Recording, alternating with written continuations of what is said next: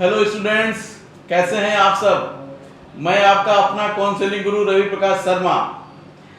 जैसा कि आप नीट 2023 में आपका रिजल्ट बहुत ही बेहतरीन आया होगा, उसी के सीरीज में सफलता की कहानी टॉपर्स की जुबानी के एक नए एपिसोड के साथ नीट 2023 के एक अतुल्य रिजल्ट लाने वाले प्रतिभागी आराध्या निगम, जो ग्रेविटी क्लास के स्टूडेंट हैं, उन्होंने ग्रेविटी से लास्ट 2 ईयर प्रिपरेशन किया। जैसा कि आप स्क्रीन पे देख रहे हैं, उन्होंने 5 कंसेक्यूटिव ईयर्स नीट के एग्जाम दिया और दिन प्रतिदिन वो अपने अचीवमेंट, अपने गोल की तरफ अग्रसर हुए। आज इनसे हम जानेंगे, इस एपिसोड के माध्यम से हम जानेंगे कि कैसे 5 साल एक मोटिवेशन अपने अंदर रखे रहना और जी जान करके जब तक मेडिकल कॉलेज एमबीबीएस सीट मिलेगा नहीं तब तक बने रहना। कौन सी वो एनर्जी इनको मोटिवेट करती थी जो कंसेक्यूटिव 5 ईयर से इनको नीट प्रिपरेशन के लिए उत्साहित करता रहा। इनके लिए मैं 2 शब्द यूज करना चाहता हूं। दुश्मनों की निंदा न कर, दुश्मनों की निंदा न कर, दुश्मन तू खुद ही अपना है। जीत वही है अब तक जिसने खुद को ही जीता है। दीपक भी है तू, सूर्य भी है, दीपक भी है तू, सूर्य भी है, आंसू भी है तू और सागर भी है। बस खुद को ही तू जान ले, बस खुद को ही तू जान ले। फिर रास्ते आसान भी हैं, बढ़ता जा आगे ही आगे, बढ़ता जा आगे ही आगे। राहों की काटे न गिन, हो अकेला राह में अगर, हो अकेला राह में अगर, साथ खुद का है तेरा। तो ये इनका खुद के मोटिवेट होते रहे। और जैसे कि एक पंक्ति कहा जाता है ना कि इंसान जो है ना, ये उम्मीदों का परिंदा है। इंसान जो है उम्मीदों का परिंदा है और यही उम्मीद उसे घायल भी करता है और यही उम्मीद उनको जीवित भी रखता है।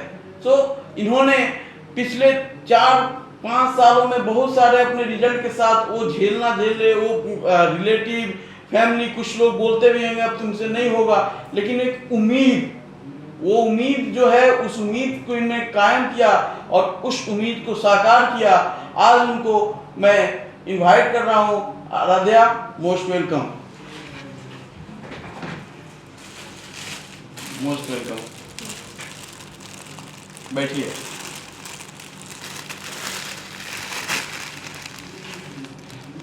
कैसा लग रहा है? बहुत अच्छा। After 5 years of the preparation और result 665 number, I think KGMC जाइएगा या फिर एम्स के थ्रू एडमिशन होगा, राइट? जी सर। सबसे पहले जो हमारे बच्चे हैं ग्रेविटी के, जो आपके जूनियर्स हैं, उनके लिए 1 लाइन स्टेटमेंट। जो रिपीट कर रहे हो आप, जो भी रिपीट कर रहे हो अभी, तो आपको मोटिवेट रखना होगा अपने आप को, क्योंकि आप आगे चल के बहुत अच्छा कुछ होने वाला है आपके लिए। आपके भरी अभी रिपीट करना पड़ रहा है, पर ये आपका एंड नहीं है। आप कहीं बहुत आगे जाने वाले हो।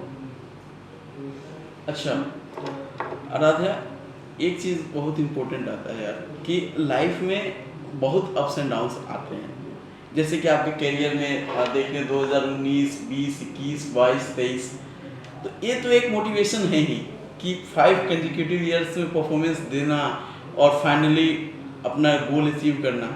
लेकिन इसमें जो कठिनाइयाँ, जो परिस्थितियाँ झेलने को पड़ती है, हमारे यहाँ रिपीटर्स में 1 ईयर 2 ईयर वाले बहुत ज़्यादा बच्चे होते हैं, उनके लिए क्या रहेगा? कैसे वो 1 और 2 अटेम्प्ट में after the conclusion of the 5 years वो प्रोसीड कर सकते हैं, वो अपना गोल अचीव कर सकते हैं? इसके लिए आपको क्या करना? मैंने ज़्यादातर देखा अपने प्रिपरेशन के टाइम, जो मेरे कोलीग्स थे, और तो वो जो 1-2 साल रिपीट कर रहे थे, तो वो लोग एक गलती करते थे कि वो लोग वेट करते थे कि कब सिलेबस ख़त्म हो जाए फिर हम रिवीजन स्टार्ट करें, और वो लोग टीचर के ऊपर ज़्यादा डिपेंडेंट रहते थे।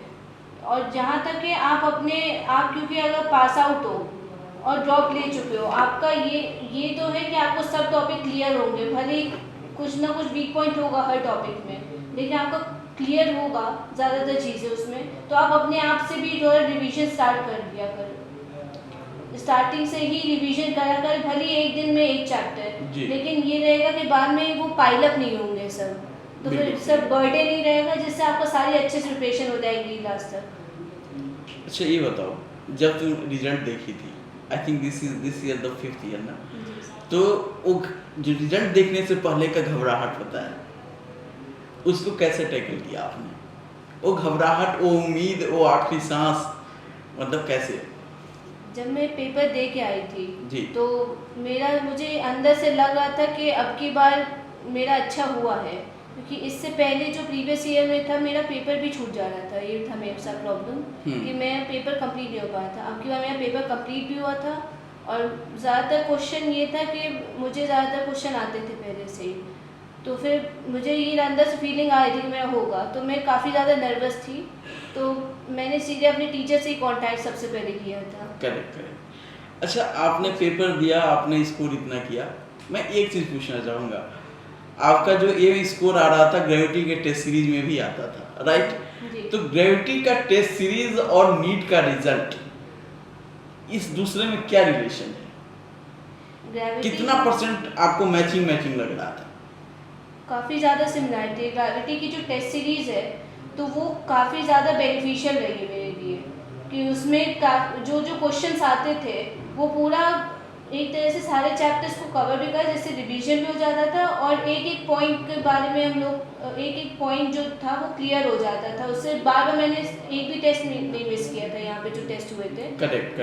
लास्ट टेस्ट तक मैंने दिया था, और ये था कि लास्ट में मेरा स्कोर आया था 656, लास्ट टेस्ट में आया था, तो फिर काफ़ी ज़्यादा तो समझ सकते हैं 656 और जो मेन था, इनका ओवरऑल टेस्ट सीरीज में स्कोर इंक्रीज ही हो रहा था, और I think 3rd of May को लास्ट टेस्ट था ग्रेविटी का, और 7th ऑफ मई को मेन टेस्ट था, उसमें इन्होंने 10 नंबर इंक्रीज करके ही लाया।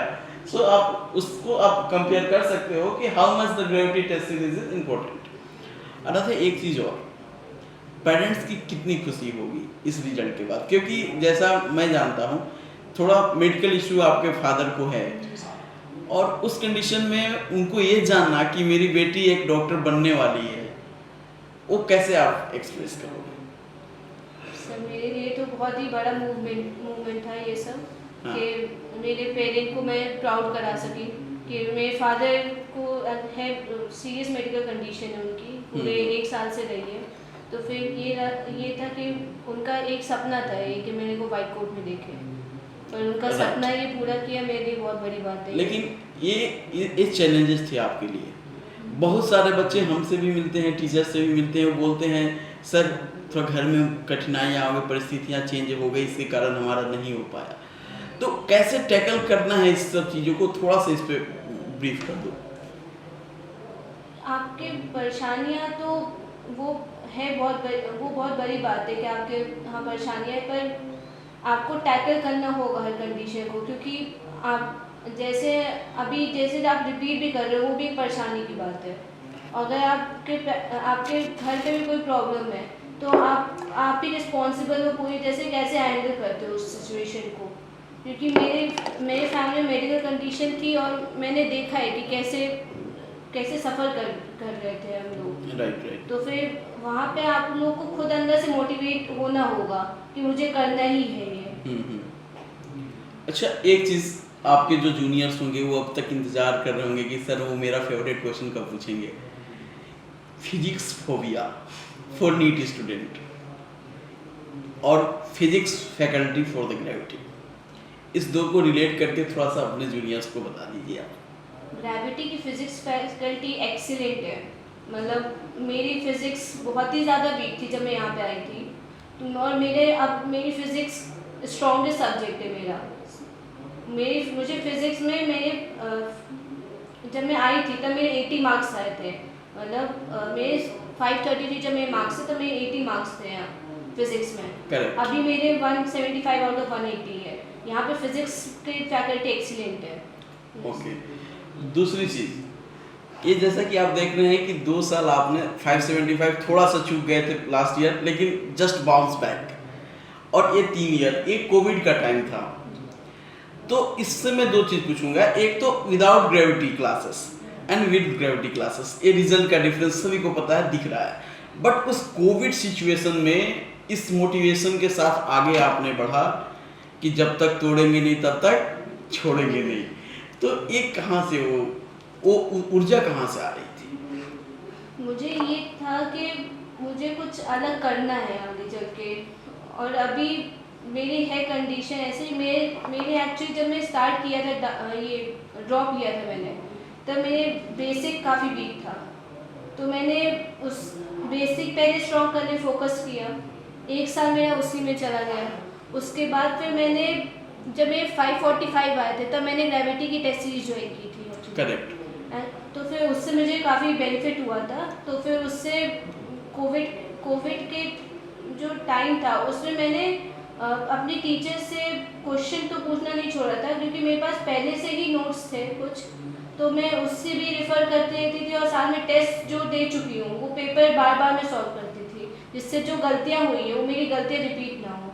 करेक्ट। आराध्या, एक चीज़ और, बच्चे जो 11th और 12th में पढ़ाई कर रहे हैं और उनको ड्रॉप नहीं लेना है, उनका सपना है कि हमारे 12th के साथ हमारा वाइट कोट में हम हो जाएं, राइट?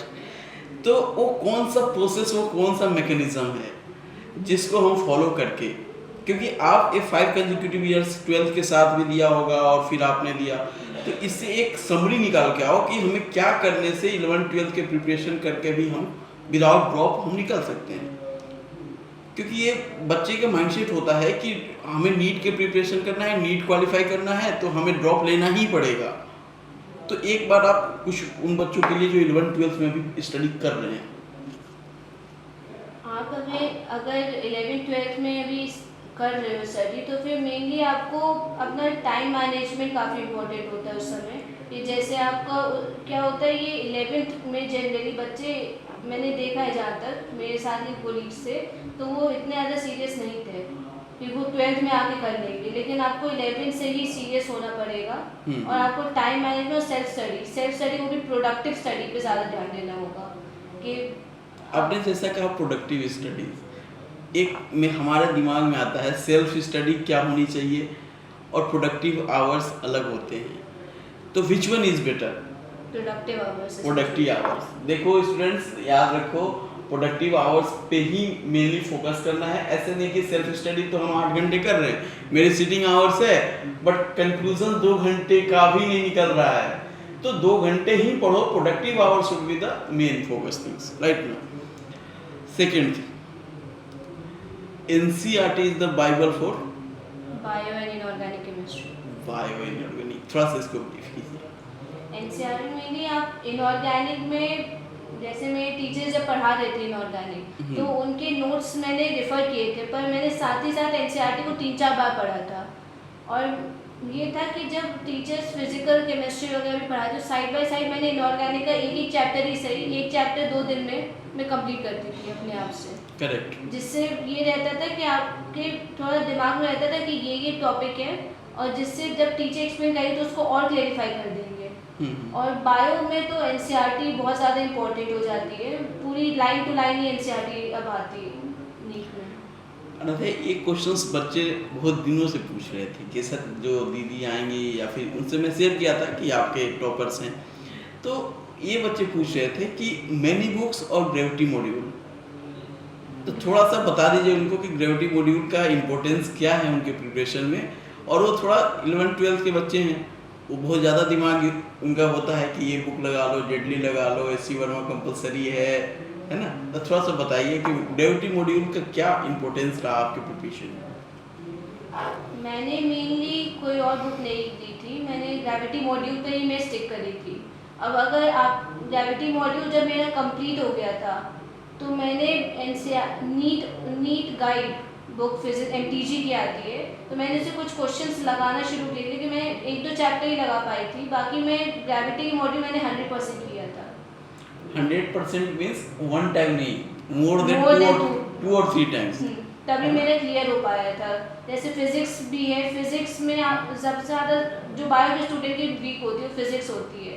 अगर आप ग्रेविटी की जब मॉड्यूल लगा रहे हो तो उसमें ये हर एक ही टॉपिक कवर हो जाएगा और आपका जो भी जिसमें भी प्रॉब्लम हो आ रही है तो वो आपकी सॉर्ट आउट हो जाएगी।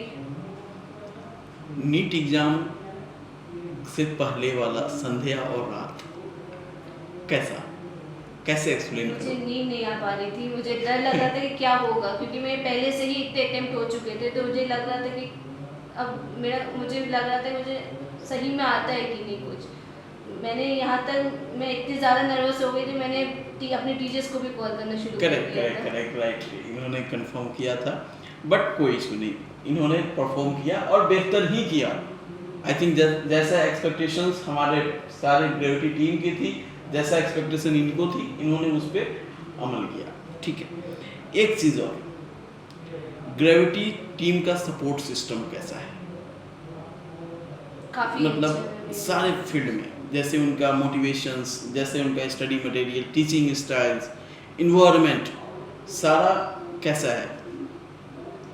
एनवायरनमेंट तो एक्सीलेंट बोलेंगे, और यहाँ पे जो फैकल्टी है मेरे हिसाब से तो वो वन ऑफ द बेस्ट है, क्योंकि यहाँ पे जो मुझे प्रॉब्लम्स थी वो सब कुछ सॉर्ट आउट हुई और मुझे काफ़ी मोटिवेट किया गया है टीचर्स की तरफ से। जब मैं डाउन होती थी तो मेरे टीचर्स मोटिवेट करते थे, अगर कुछ भी बहुत ही आसान चीज़ भी नहीं समझ में आती थी तब भी टीचर पेशेंटली बताते थे हर चीज़, मैं बार बार पूछी बार बार बताते, जिससे मेरा 100% क्लियर हो जाता था वो चीज़।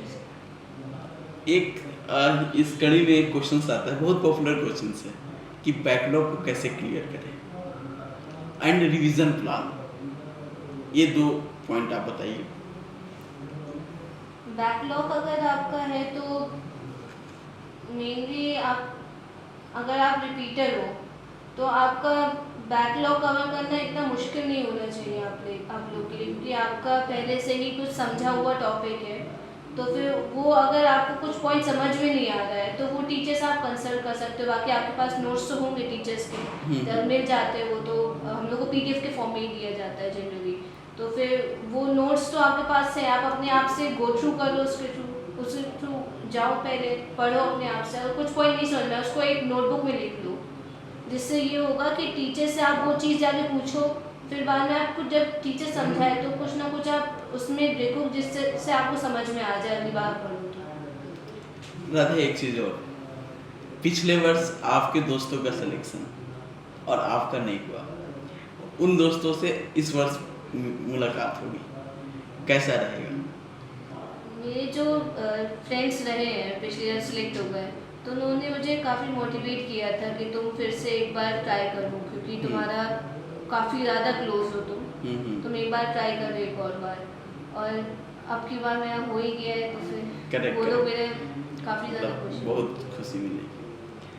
अच्छा, एक चीज़ और, बहुत कुछ पेरेंट्स भी इस वीडियो को देख रहे होंगे, उनका भी होता है कि आइडियल स्टार्ट क्या हो सकता है? कोई बच्चा अगर JEE या नीट पढ़ना चाह रहा है तो उसके लिए आइडियल स्टार्ट क्या हो सकता है, कब से वो तैयारी करना शुरू कर दे? मतलब बहुत सारे पेरेंट्स को होता है ना 8 class 9 class, I think 11 12 is sufficient ना, 10 तक एज इट इज जैसे चल रहा है चलने दे, 11 12 अच्छे से अच्छे गाइडेंस में, अच्छे जैसे ग्रेविटी के सपोर्ट सिस्टम है उसका सपोर्ट लें, और हमें लगता है कि 2 इयर्स में ये आइडियल है, रिजल्ट हो जाएगा।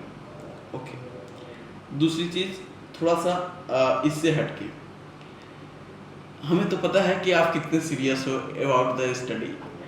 नीट रिजल्ट के बाद मूवी वगैरह आपने देखा कि नहीं? रिफ्रेशमेंट क्या लिया आपने? मैं TV सीरीज देखना शुरू कर दी थी मैंने। और ये भी आपको मैं बता दूं, ये तब तक देखेंगे जब तक काउंसलिंग का डेट नहीं आ रहा है, राइट ना? जैसे ही काउंसलिंग का डेट आएगा then she become again serious about the counselling procedure, that is good thing. अभी 5 साल जितना जो 5 अटेम्प्ट मेरे रहे हैं, हाँ। तो उसके दौरान मैंने सोशल मीडिया भी दूर रखा और हाँ। TV वगैरह नहीं देखा, मैंने YouTube वगैरह कुछ नहीं चलाया था, तब जाके मैंने नहीं, मैं इसीलिए मैं पूछ रहा था क्योंकि बहुत सारे बच्चे होते हैं ना कि यहाँ का लेक्चर छोड़ देंगे, यूट्यूब पे कुछ और देख लेंगे, वो कितना डिस्ट्रैक्ट करता है, थोड़ा सा बच्चों को बताइए आप। अगर वैसे आप यहाँ का छोड़ के वैसे जनरली आप यूट्यूब में कोई भी देख रहे हो तो आपको लाखों ऑप्शन है आपके लिए यूट्यूब में, पर वहाँ पे ये भी डिस्ट्रैक्ट भी बहुत ज़्यादा लोग करते हैं, वो गलत गलत चीज़ें भी बताते हैं। तो फिर मेरे कुछ फ्रेंड्स रहे जो यूट्यूब से ही स्टडी किए पर काफ़ी ज़्यादा उनको लॉस हुआ है, तो बाद में वो ग्रेविटी में ही ज्वाइन किए थे, जिससे उनका काफ़ी बेनिफिट भी हुआ है, उससे काफ़ी इम्प्रूवमेंट हुआ है। इस साल उनके लाइक 591 590 अराउंड मार्क्स भी आए हैं, भले उनका सिलेक्शन नहीं हुआ लेकिन इम्प्रूवमेंट हुआ है उनका। पर और आप अगर यहाँ का अगर आप किसी कोचिंग इंस्टीट्यूट में ज्वाइन कर रहे हो तो फिर आप उसके ऊपर पूरा ट्रस्ट करके ज्वाइन कर रहे हो। आप इधर आप ज्वाइन करके फिर आप इधर उधर जा रहे हो, भटक रहे हो, तो वो कोई ऑप्शन नहीं, वो कोई सोल्यूशन नहीं है आपके प्रॉब्लम्स का। करेक्ट। अच्छा, जो डीपीपी वगैरह जो प्रोवाइड 30 डेज का जो आपको शेयर किया गया था जो होता है, थोड़ा सा ग्रेविटी के डीपीपी और टीपीपी के बारे में बताइए। जो टॉपर्स प्रैक्टिस पेपर्स जो उन बच्चों को दिया जाता है, जो आपने भी सॉल्व किया था उस समय, जो जो डीपीपी कर लेते हैं, तो वो क्या मतलब किस लेवल का होता है ग्रेविटी का डीपीपी और टीपीपी, अपने बच्चों को बताइए थोड़ा। जो ग्रेविटी का डीपीपी और टीपीपी है वो काफ़ी ज़्यादा अच्छा होता है, उससे हर टॉपिक के लिए जो हर टॉपिक का हर एक पॉइंट क्लियर हो जाता है उसमें। मेरे लिए तो काफ़ी बेनिफिशियल रहता है, क्योंकि मुझे फिज़िक्स में और केमिस्ट्री में मुझे हम लोग को टीचर से प्रोवाइड किया था जो, तो उससे मेरे जो बीच अगर इनऑर्गेनिक केमिस्ट्री की बात करें तो जो इनऑर्गेनिक केमिस्ट्री के एनसीईआरटी बीच के पॉइंट है वो सब क्लियर हो जाते हैं। अगर कोई पॉइंट मिस हो जाता था तो फिर आप गो थ्रू कर सकते हो एनसीईआरटी से, तो उसी समय एग्ज़ाम से पहले पता चल जाता था ये सब, तो वो काफ़ी ज़्यादा बेनिफिशियल है मेरे लिए। अनाथा, एक चीज़ और, आप केजीएमसी जाइएगा या हो सकता है एम्स के थ्रू कहीं दूसरे एम्स में चले जाएं, बट वो कौन इस जो सिलेक्शन हुआ है ये रिजल्ट आप किसको डेडिकेट करना चाहिए? मेरे ये जो रिज़ल्ट है वो काफ़ी ज़्यादा मेरे पेरेंट्स के पेशेंस और मेरे पेरेंट्स के हार्डवर्क और मेरे टीचर्स के हार्डवर्क और मेरे ब्रदर के सैक्रिफाइस की वजह से हुआ, जिसकी वजह से मैं अचीव कर पाई हूँ। करेक्ट। अच्छा, एक चीज़ और, फेवरेट सिंगर, गाना सुनती हैं आप? बिल्कुल नहीं सुनती? नहीं, हमें पता है आप सुनती हैं गाना। Favourite singer? AR. Rahman. AR. Rahman, उनकी कौन सी गाना और 2 लाइनें? नहीं अच्छी नहीं, अच्छा, कौन सा उनकी गाना, उनका कौन सा गाना अच्छा लगता है? सारे गाने एक्चुअली करेक्ट। अच्छा, लास्ट नॉट द लिस्ट, अगर आपका नीट नहीं होता, आपने बहुत 19 से शुरू किया था, अगर नहीं होता तो फिर क्या?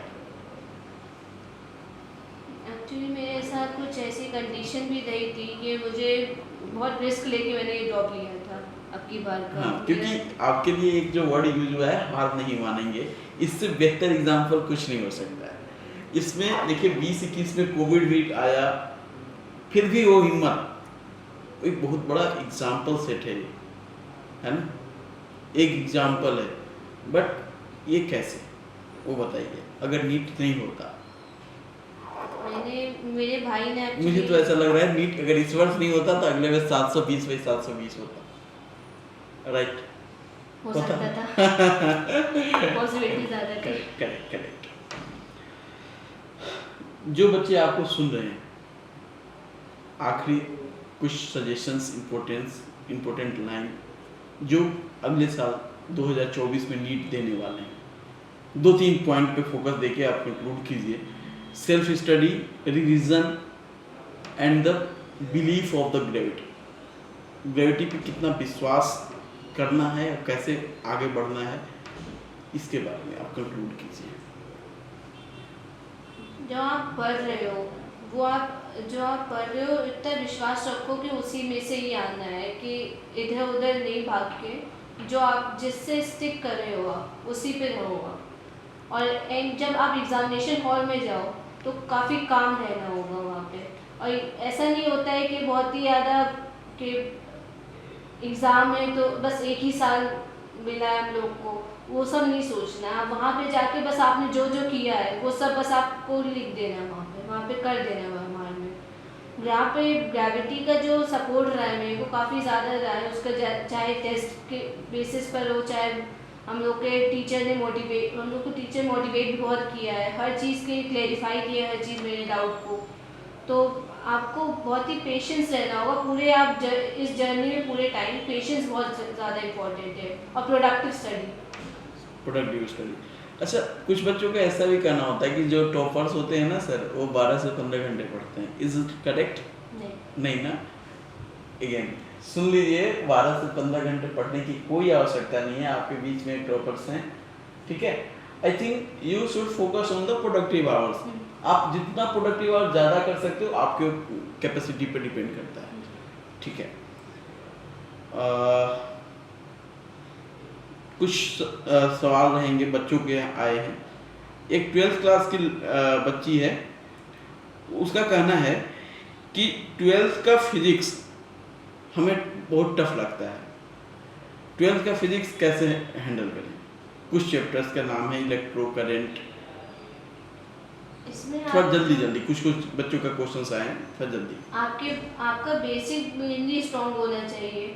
आपको जो टीचर्स पढ़ा रहे हैं उनसे आपका जब अगर बेसिक स्ट्रॉन्ग होगा आपका, तो ऑटोमेटिकली आपको वो सारे चैप्टर समझ में आने लगेंगे, वो इतने डिफिकल्ट नहीं होते हैं एक्चुअली। ये 3 बैच की अचीवर 3rd की एक बच्ची है, उसका पूछना ये है कि हमारे बायोलॉजी में 360 में 330 आ जाते हैं, तो क्या बायोलॉजी दोबारा पढ़ना चाहिए या फिर केमिस्ट्री और फिजिक्स के लिए ध्यान दिया जाए? आपके लिए सारे सब्जेक्ट एक्चुअली इम्पोर्टेंट है, सिर्फ बायो ही नहीं है, आपको सब में इक्वली इम्पोर्टेंस देना होगा।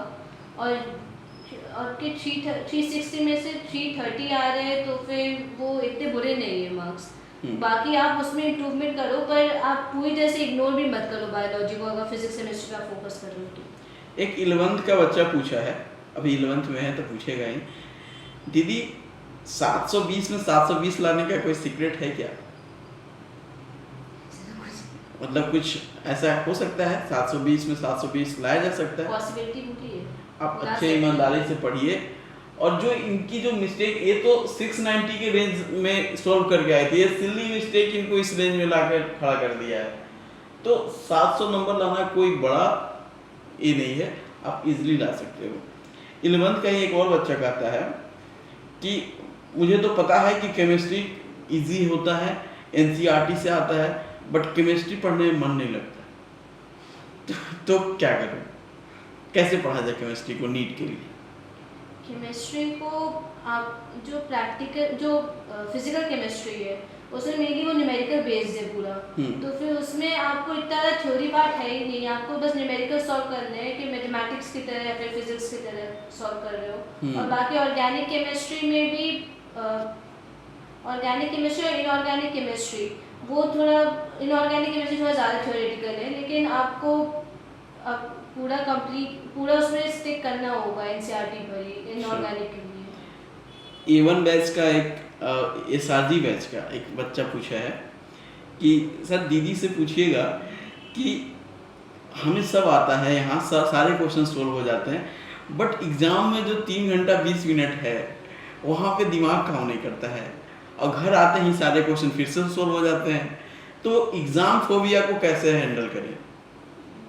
आपको ये समस्या आपके साथ भी थोड़ी थी, मेरे साथ थी। मैं जितना ऑब्जर्व किया हूँ उसमें आपके साथ ये समस्या थी। आप लास्ट ईयर ही था, क्योंकि लास्ट ईयर भी आपका ये रिजल्ट हो जाता, यही रिजल्ट होता, बट वही एग्जाम फोबिया है यहाँ पे दिक्कत किया था। तो इस चीज़ को आप बताइए कि एग्जाम फोबिया को कैसे मैनेज किया? जब मैं एग्जामिनेशन हॉल में गई थी तो मैंने ये नहीं सोचा था कि एग्ज़ाम देने जा रहे हैं नीट का, कि लास्ट चांस है कि आगे करना है जॉब के नहीं करना, आगे को कुछ नहीं सोचा था। आप उस प्रेजेंट मूवमेंट में हो, आप जैसे रेगुलर टेस्ट देते हो कोचिंग का, बस वैसा ही है और कुछ नहीं है।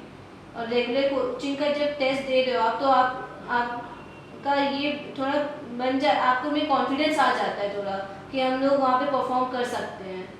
और आपको बाकी काम रहना ज़रूरी है पूरे टाइम, क्योंकि मैंने अब की बार मेरा यही था कि मैंने ये सोच ही रही थी कि जो नॉर्मल कोचिंग का टेस्ट है बस वही मैं दे रही हूँ, और बाकी मैं पूरे टाइम काफ़ी काम रही थी। और इतने लगातार टेस्ट होते हैं कि आपको फील ही नहीं होगा कि कोई अलग टेस्ट है। हाँ, अलग से नहीं लग रहा था, बहुत इतने, ज़्यादा क्योंकि आपने शेड्यूल देखा था आपने ना, हर 2 दिन 3 दिन पे टेस्ट हो रहे थे, तो आपको फील ही नहीं होता। और वही 3 दिन के गैप पे मेन टेस्ट था, तो आपको फील ही नहीं होगा कि मैं ग्रेविटी का टेस्ट दे रहा हूँ कि वहाँ का दे रहा हूँ। और जैसा कि आपने जाना कि 3 मई को 655 इनका ग्रेविटी टेस्ट में आया था और 665 मेन टेस्ट में आ गया। राइट, एक चीज़ आराध्या, आखिरी सवाल, ग्रेविटी ने आपके अंदर क्या बदलाव लाया ये 3 साल? या तो आप सेल्फ प्रिपरेशन में रहे होंगे या किसी अदर कोचिंग के सपोर्ट में रहे होंगे, यहाँ से आपका जर्नी शुरू हुआ, लास्ट वर्ष किसी कारणवश आपका नहीं हो पाया रिजल्ट, तो ग्रेविटी ने आपके अंदर क्या बदलाव लाया? Not only for the score, morally और इंटरनली, ओवरऑल माइंडसेट कैसा, क्या बदलाव लाया आपके अंदर? मेरे साथ ये, जब मैं ग्रेविटी ज्वाइन किया था तो मैं काफ़ी, मेरे साथ ये प्रॉब्लम थी, मैं नर्वस बहुत जल्दी हो जाती थी हर चीज़ को लेके, और कॉन्फिडेंस काफ़ी कम था मेरे अंदर। तो मैंने यहाँ पे जब स्टार्ट किया अपनी जर्नी यहाँ पे ग्रेविटी में, तो मेरे टीचर ने पूरे थ्रू आउट काफ़ी ज़्यादा मोटिवेट किया था मुझे, जिससे मेरे ये था कि मेरा कोई सपोर्ट कर रहा है कि मेरे के इम्प्रूवमेंट कर सकूँ मैं इससे, और मेरा कॉन्फिडेंस लेवल भी बढ़ा उस वजह से। और नर्वस तो मैं रहती थी, मैं जैसे टेस्ट हो जैसे नॉर्मली सब लोग रहते वैसे ही मैं रहता था, पर धीरे धीरे वो नर्वसनेस भी कम होती गई, क्योंकि इतने सारे मैं यहाँ पे पेपर्स देती जा रही थी कि जिससे मेरा एनालिसिस काफ़ी अच्छे से हो रहा था। करेक्ट।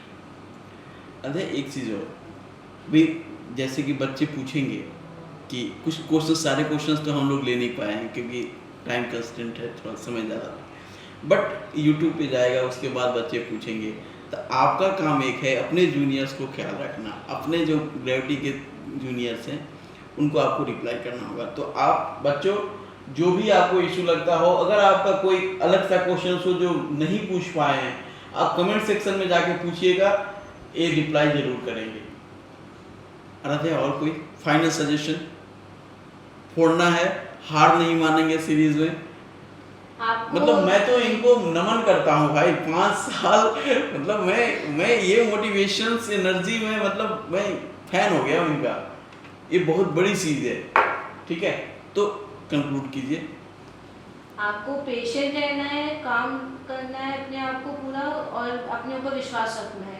अपने ऊपर विश्वास रखना है कि आप सही में क्रैक कर सकते हो। ऐसी कोई भी चीज़ नहीं है जो आप नहीं कर सकते हो, कुछ भी इम्पॉसिबल नहीं है, और एंड तक बस फोड़ के दिखाना। ठीक है, तो फिर मिलते हैं आप लोगों के साथ एक नए अध्याय के साथ। टॉपर्स का जो इंटरव्यू सेशन है उसके साथ नए लोगों के साथ मिलेंगे, बट इनका जो भी आपका क्वेश्चंस होगा कमेंट सेक्शन में लिखिएगा और ये रिप्लाई करेंगे। Okay, thank you, all the best.